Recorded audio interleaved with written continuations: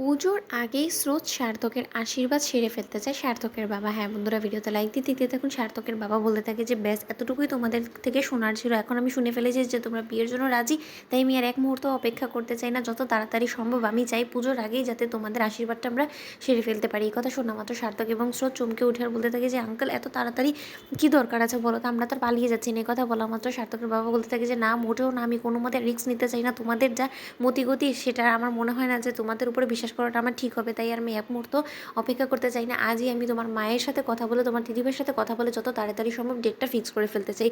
ওদিকে সার্থক ওর রুমে গিয়ে বলতে থাকে যে এখন আর আমার মনে হয় না নিস্তার আছে, এবার থেকে যা বাবা ঠিক করে দেবে সেটাই আমাকে করতে হবে। যেমনটা কিনা বাবা আমার ঘাড়ে এরকম একটা অসভ্য মেয়েকে চাপিয়ে দিল, এরপর যার কত কিছু আমাকে সইতে হবে সেটারই এখন দিনক্ষণ আমাকে গুনতে হবে। এই কথা বলা মাত্র স্রোত সার্থকের রুমে গিয়ে বলতে থাকে যে দেখুন স্যার, আমারও কোনো শখ ছিল না আপনার কাছে বিয়ে বসার জন্য, কিন্তু তা সত্ত্বেও শুধুমাত্র আঙ্কেলের মুখ চেয়ে আমি আপনাকে বিয়ে করার জন্য রাজি হয়েছি। এখন এর থেকে বেশি আপনি আমার কাছ থেকে কোনো কিছুর এক্সপেকটেশনস রাখবেন। এই কথা বলা মাত্র সার্থক বলতে থাকে যে কি তোমার থেকে কিছু এক্সপেকটেশনস রেখেছে বলো তো, আমি মোটেও তোমাকে স্ত্রী হিসেবে কোনোদিনও মেনে নেব না। আর তুমি এই জিনিসটা ভুলে যাও না যে তোমার কিন্তু আমার ক্ষেত্রে কিছুটা লিমিটেশনস আছে, সেই লিমিটেশনটা যখনই তুমি ক্রস করবে তখনই কিন্তু আমি তোমাকে এরকম করে বকাঝকা করবো, সেটা তোমাকে মুখ বুঝে মেনে নিতে হবে। এই কথা বলা মাত্র স্রোত বলতে থাকে যে না মোটেও না, আমি আপনার অন্যায় অবিচারগুলো মোটেও মুখ বুঝে মেনে নেব না, আমি সোজা গিয়ে আঙ্কেলের কাছে নালিশ করবে। কথা বলা মাত্র সার্থক বলতে থাকে যে হ্যাঁ নালিশই তো করবে, এছাড়া করতে পারবেই বা কি।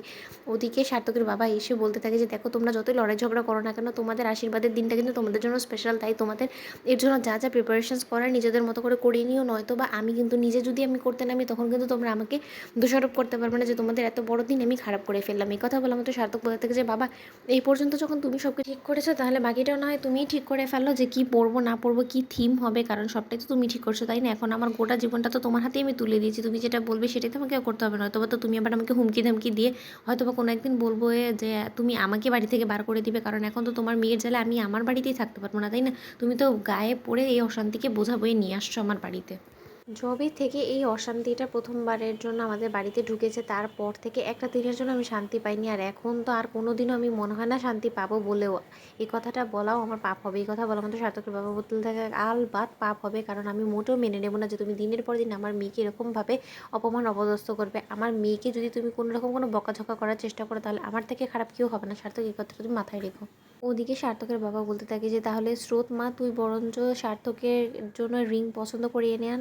এই কথা বলা মাত্র সার্থক বলতে থাকে যে ও আচ্ছা, আমার রিংটাও এখন ওই পছন্দ করবে, তো সব কিছু তুমি ওর উপরই ছেড়ে দিচ্ছ বাবা। এই কথা বলা মাত্র সার্থকের বাবা বলতে থাকে যে তুই তো একটা অপদার্থ, তোর মতন অপদার্থ থেকে আমি কী বা এক্সপেক্ট করতে পারি বলতো।